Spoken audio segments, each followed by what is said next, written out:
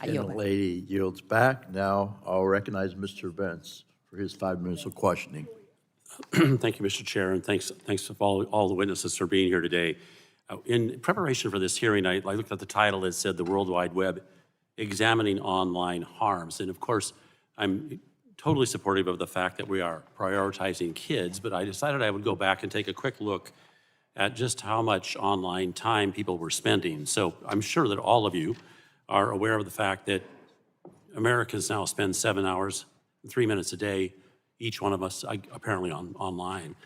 Excuse me, we also, I looked at the ages. I see here from 0 to 8, 2.5 hours, from 8 to 10 years old, 6 hours, 11 to 14, 9 hours, 15 to 18, 7.5 hours a day. So when we talk about what we're going to do about this problem, boy, is it a big problem. It's a huge, almost insurmountable problem. And as I watch my kids and others, I note the diminishment of critical thinking, the diminishment of skills, the diminishment of self-sufficiency. There's no lack of problems created online. But I'm happy today that we're talking about children. That's obviously what we need to be doing. Ms. Morale, your attorneys must have looked at this bill. Is it going to pass free speech scrutiny? Could you specify which bill? When I say this bill, I mean the Protect Our Kids bill. The Protect Our Kids bill? Yeah, the one we've been talking about the entire time today. Oh, take it down or? Take it down. Oh, take it down. Yeah, take it down, forgive me. To pass free speech concerns, I believe it would.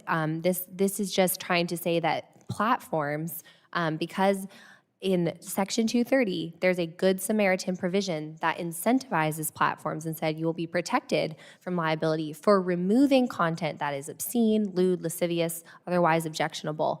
But there has been no accompanying stick to that carrot. And what Take It Down would say is that platforms cannot host content if they are contacted knowingly that is non-consensual imagery, and they need to remove that. And so I think that is well within the authority of the government to do that. So in anticipation of this hearing, I went and of course researched the Take It Down bill and looked at some of the critical comments on it. It appears that there are questions that have been raised by various commentators about it, and I think we heard Congressman Obernolte reference the fact that it's not a perfect bill.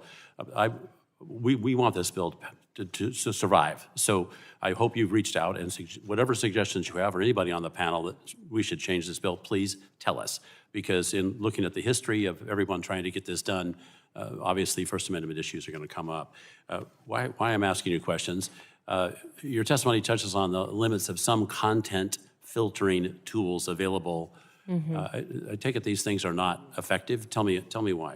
Yes, so content filters have not been effective in the smartphone app-based ecosystem because often filters do not have access to the material inside of apps. And so pornography today is not restricted to pornography websites, it's on social media itself. And as I mentioned in my opening, often social media is the first entry point for kids, and they're not meaning to access it, but they stumble upon a link and they click on it, and because there's no age gating on these porn sites, they're immediately able to get through to Pornhub. And so the filters are not working. It's very difficult. They often don't filter the in-app browsers, that each individual application actually has its own portal to the internet. And so it's been an incredibly difficult problem for parents on their own. And so that's why I've been supportive of solutions like age verification that would actually require the porn sites to verify this person is an adult before letting a child through, because filters are just not working for parents. And the technology has changed over the last 20 years that has made it extremely difficult for filters to work.